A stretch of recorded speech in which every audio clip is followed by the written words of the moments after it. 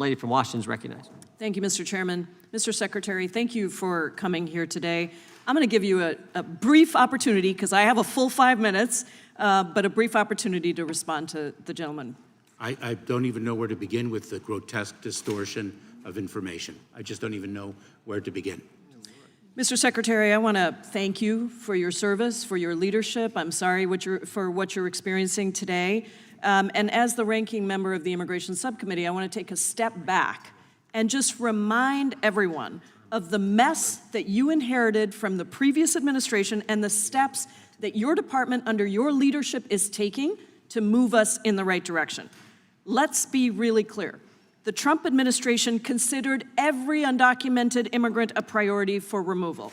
The Trump administration separated children from their parents. But perhaps what escaped attention the most was that the Trump administration simply did not believe in legal immigration.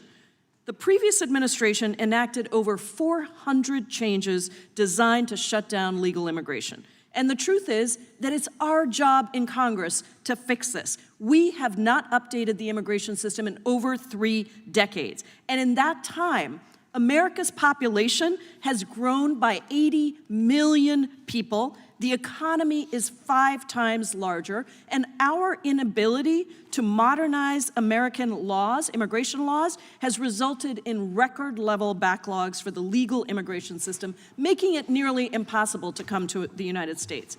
A decade ago, the United States Senate passed, with 68 bipartisan votes, a comprehensive immigration reform bill, only to be stymied by Republicans in the House who refused to bring it up for a vote because they knew that it would pass if they did. Today, thanks to a concerted Republican strategy to vilify immigrants, it is hard to imagine a bill like that garnering that kind of bipartisan vote in either chamber. So given that the Republican-controlled House will not move forward meaningful reform, Mr. Secretary, you and the Biden administration have used your legal authorities granted by Congress to add additional legal pathways. And much to some of my colleagues' chagrin, with much success, you are working to provide order and relief to immigrants. The administration announced the opening of regional processing centers across the Western Hemisphere that will allow migrants to have their protection and benefits claims assessed in a humane way without having to make the dangerous journey to the U.S.-Mexico border. The administration has embraced the use of parole following a bipartisan tradition of presidential administrations going back 70 years. In addition, the administration also formally announced new family reunification parole processes for El Salvador, Guatemala, Honduras, and Colombia. These are modeled after the Cuban family reunification process, which Republicans have supported in the past. And in addition, you've increased the number of appointments that will be available under the CBP One app, which, while far from perfect, will increase CBP's ability to process more migrants. As you know, Mr. Secretary, I have serious concerns about some policies, including a new asylum regulation, which was just declared unlawful in federal court, that I fear undermines due process and right to seek asylum.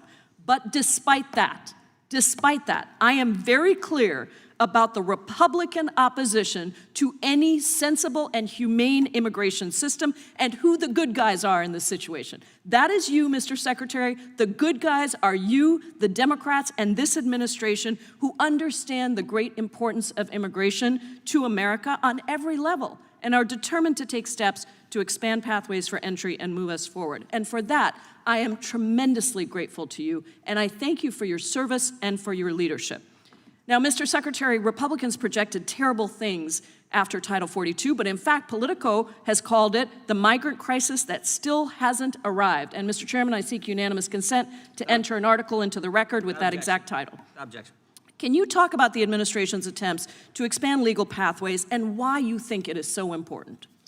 Congresswoman, our approach is to expand lawful pathways so that individuals who qualify for relief under the laws of this Congress do not have to place their lives and their life savings in the hands of unscrupulous smugglers who only exploit them for profit. To bring greater security and strength to our border, and to allow our agencies to screen and vet individuals before they arrive here in the United States. Those are three very significant benefits of our lawful pathways. I know you and I disagree on the other element of our approach, which is to deliver consequences for those who do not use those lawful pathways. I thank you, Mr. Secretary. I hope we always hold up the Constitution, and I thank you for your service. I yield back, Mr. Chairman.